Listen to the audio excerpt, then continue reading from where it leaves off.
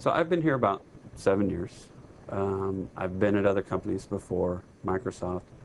I, for me personally, I think there isn't that much overhead, process, bureaucracy that happens within the company.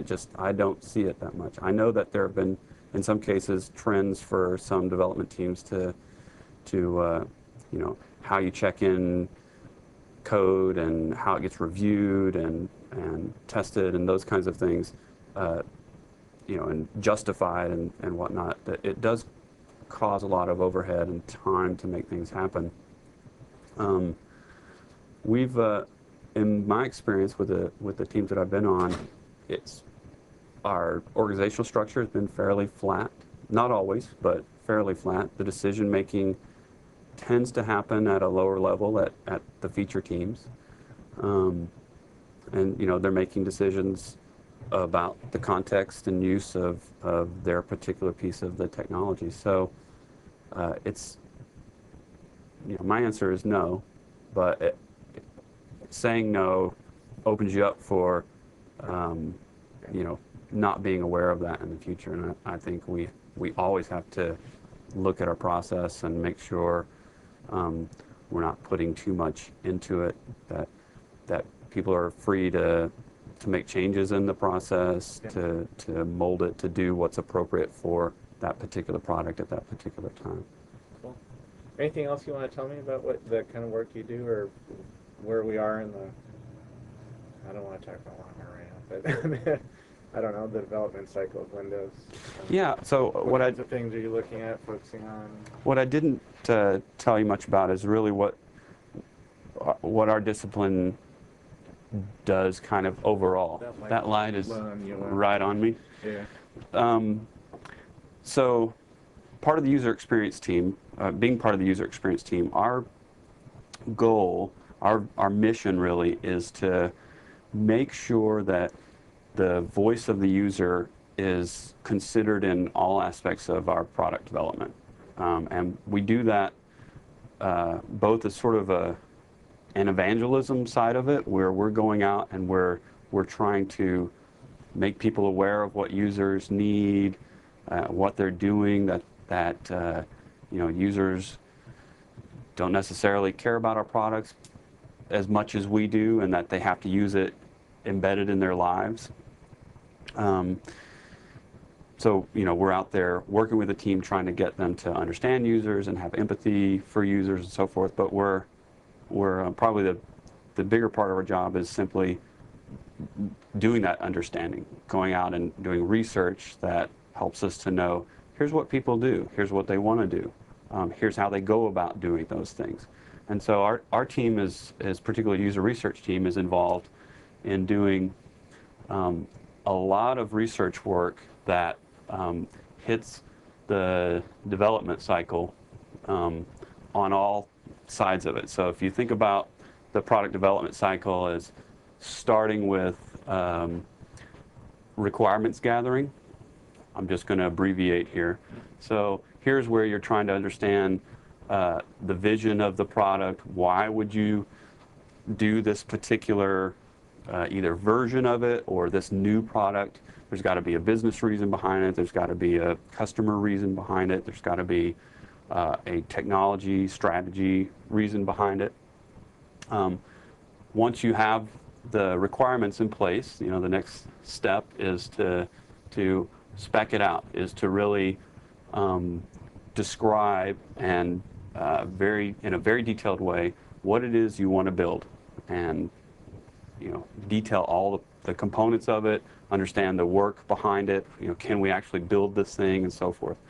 The next part of the cycle is to actually, you know, implement it, start implementing it. So you're doing coding. There are other aspects of implementing a product that happen here. At some point, you start to understand what's the quality of this product. So you're evaluating bugs and other aspects of you know, performance and things like that, security, how good a quality is the product. At some point, you do a beta release where you start putting it in front of real users, or you start giving it to to partners or companies so that they can understand it, so they can attempt to deploy it, and so forth. And then finally, we do an RTM, a release to manufacturer, where the product goes out the door. So my team initially used to, and sort of usability and user research in general, used to really focus around the quality assurance time frame of product development.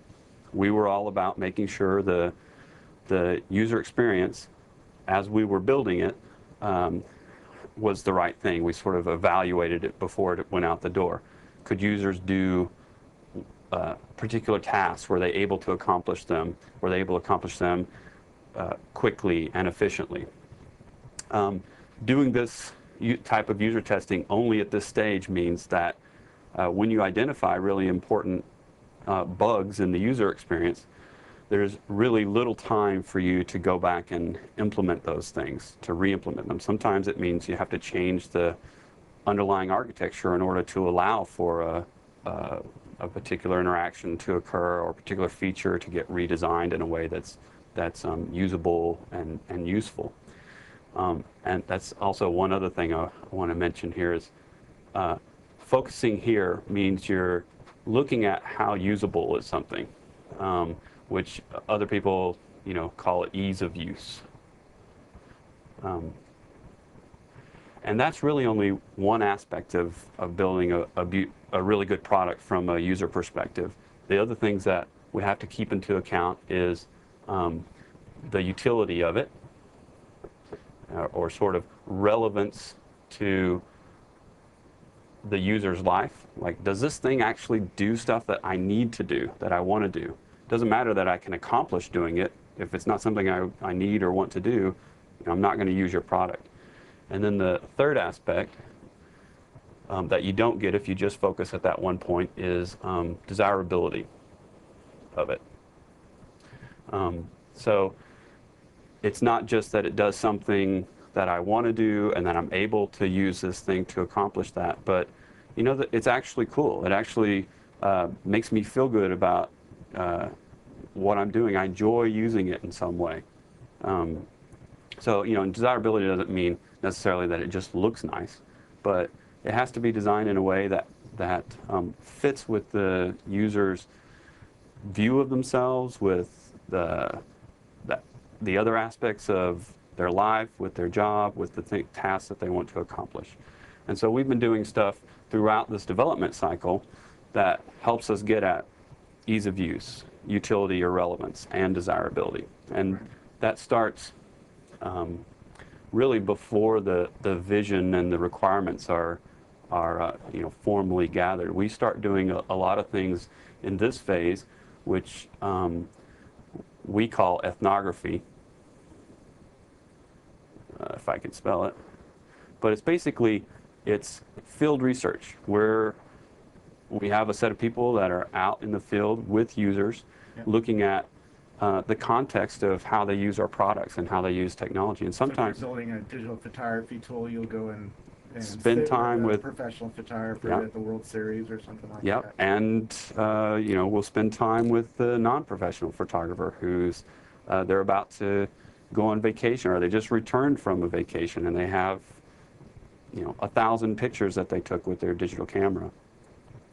We've done a bunch of field studies where we look at people who were using analog cameras and the shoe boxes of negatives and photos that they got back, and what do they do with those things, and how do they incorporate them into their lives. I can't tell you how many times that we talked to families that had 2 or 3 shoe boxes of photos, and it was really high on their list for we're behind, but we want to do photo albums with all these photos. And the mom and the family has said, gosh, I really want to do that, but I just can't seem to find the time to do it. And in fact, if our house were to catch on fire, the first thing I would do after I got the kids and the dog out of the house would be to go back in and grab that shoe box, because I just can't lose that. Yeah. And one of the things that we found from my photos look a lot like that. Yeah. I have 8,500 pictures. I haven't put them in albums yet. Well, a lot of people are like that. And if we want, one of the things that particular set of field study, that research did for us was highlight the importance of, if we want people to use the PC as the place where they put all their photos, we have to think very carefully about the long-term preservation of those photos. They can't get, if the PC crashes, their child's, history from when they were 1 year old to when they graduated from college is lost. And so, that has implications of things like off-site storage of the files, really good backup procedures that you can rely on, that they can rely on, because those things mean, if the mom's going to run back into the house to grab the box of photos, that means it's something that is near and dear to it's part of the essence of who they are. Yeah. First thing I would grab is my tablet PC. We've heard that before too. Yeah. Not tablet, but they would grab their laptop or their PC. So early on in the phase, we do a lot of field research. We try to understand what people are doing with and without technology in their lives. This bit really helps us focus in on this middle part, the utility and the relevance of it. Mm-hmm. Are we building, what are the design features? Are we design opportunities? What are the pain points? Are we building features and products that actually have some need? People are already doing this thing, and we can actually build something that helps them to achieve that better. Once we get into the requirements and vision area, we start to do kind of more traditional research around, that are like focus groups and interviews, where we're trying to understand what value people put on the things that we think that we want to build. So we've identified a set of things that, hey, this is a feature that we might build. What do you think about this? How would you use this? This gets a little bit, out of the real context of their life, but it helps us to again, think about the utility and the relevance of that. As the product starts to get spec'd, we're involved in the design of what those products, what the features look like and so forth. And we do stuff with users at this point that is very low fidelity. So we'll either build prototypes with something as simple as Visio or PowerPoint or Director or Flash. It's basically a sequence of pictures. Or we'll even do something lower fidelity, which is we'll do sketches on paper. We bring users in and we have them walk through the flow of how this interface might work. And we'll create menus on Post-it notes and things like that. So this sort of paper prototyping or low fidelity prototyping helps us really hone in on what's the interface going to look like. And this helps us identify issues and things like flow and layout before we ever start coding, and that saves us a lot. So we were talking about prototyping. After we do this low fidelity prototyping in the speccing stage, we also do things like, I won't write it out here, but we have a process that we call heuristic evaluation, and we also have a process that we call cognitive walkthroughs. And it's basically a way of doing an expert review of the UI before it's even built, to understand, how would a user approach this? How would they use it? What are the heuristics are, common sort of principles of design that we're looking at. Does the next step in the flow make sense? Like, are there indicators that to the user of this is the next step, and it's a logical step, and once they've accomplished that step, do they have evidence that they did the right thing? Did the system give them feedback, or did the right page appear, or something change in the interface that says, oh, I just did something and the system actually responded and it was the right thing for me to do. So we do all these things in order to get the design right early. Once we start building it in this coding phase, then that's when we invest a lot of time in the lab, which is where we're at today. So we do what we call iterative usability testing. And what that really means is simply we do tests over a period of time. So we get some code that's early on, we bring a user in, or we bring several users in, we have them run through several tasks, we have them try to use it on their own, and we look at where's the code breaking down, where's the design breaking down, and we go back and we fix those things, and then we bring another set of users in, and we continue to iterate over a period of time towards that. And this is, we also call this formative usability testing, because it's user testing that helps us get to the right design. Right.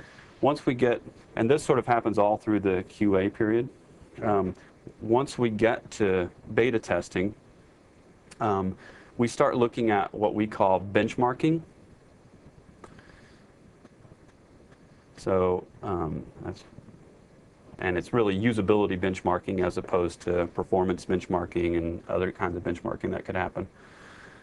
What we're doing here is we're really starting to look at the product in terms of what are the most important features, what are the most important tasks that a user will want to accomplish, and in terms of usability benchmarking, can they accomplish those tasks quickly, efficiently, effectively, and we get measures of satisfaction. Is accomplishing it satisfying? Is it gratifying? Do they know they've accomplished it, and they feel good about it? So these tests are really to help us understand, have we met an appropriate criteria for the user experience of the product? And we usually do usability benchmarking. It's very effortful. We usually do it a couple of times before we release, so we'll do it around beta. We might do it earlier than beta to get a sense of, a strict measurement of here is the user experience of this product. We'll do it around beta. We'll do it close to RTM. And at that, somewhere in there, we will do benchmarking, usability benchmarking of whatever is the right thing to compare it to. So if it's a competitor product, we'll benchmark those. If it's sometimes it's just early versions, previous versions of our own products. So, for Longhorn, we will be testing Windows XP and Windows 2000, and anything else that feels like this is an experience that we want to hold as a comparison to our own, because that's a great experience and we want to have a great experience too. So how do we measure up against those other products? At beta, we get very serious about looking at our products over the long haul. So most of the studies that I've talked about, except for the ethnography, happen as a one-off experience. We're kind of interested in learnability and discoverability of the features, and a little bit about flow and layout. But what those studies don't tell us is the context of use over time. How does somebody who's going to keep coming back to this application or this feature set day in and day out, or once a week, or whatever their frequency of use is, how are they going to use this product? Are there things that we've done that are inefficient? And so they get, they'll start to get frustrated over time. Seems like a pretty easy to use thing, but in fact it's cloggy, and there's so many steps involved in accomplishing this task that after they've done it 15 times, they want to throttle us because it's just too cumbersome. And so in beta testing, we target some of our beta customers to do really intensive field research with them. So we'll go to their home or to their business, and we'll watch them set it up, or we'll work with their IT department to deploy it, and we'll look at how those users get familiar with the features, how they learn them through the first several sessions with it. And then we'll come back a month later or several months later and look at how are things changing for them in the context of their regular work. We stay connected with them through email and phones and things like that.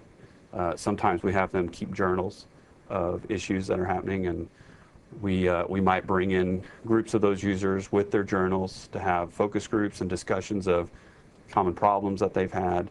And so it's a little bit more costly, but during this phase we can keep going back to the product we're building and making changes to the design of things. Hopefully they're just tweaks at that point, but if it's something really major, we have to make a decision of, are we going to slip a date and fix this, or are we going to put that in the next release? We'll just use that as a feature for the next version of the product. It really depends on the kind of pain that it's causing the user and the seriousness of it. Right. So that's and then you iterate it. and then we iterate it again. Yeah. We just keep going. And in fact, how come it takes 3 of these cycles for the market really to get into something? I mean, yeah, that's over the history. Excel 3 was the breakout Excel. Windows 3 was the breakout Windows. PowerPoint 3 was the breakout PowerPoint. The truth is that user experience has traditionally been held to sort of the last realm of design, of creating a product, and it's the thing that people eventually love your product because it has a great user experience. But initially they just want to get something accomplished that they had never been able to do before, and so users will suffer with bad designs and bad products, buggy products, in order to do something they had never done. What happens in development cycles, not just at Microsoft, but across the board, many companies that I've dealt with, is... That's true. I mean, I was a Macintosh fan, and it wasn't the first Macintosh that yeah. didn't thrill me. Yep.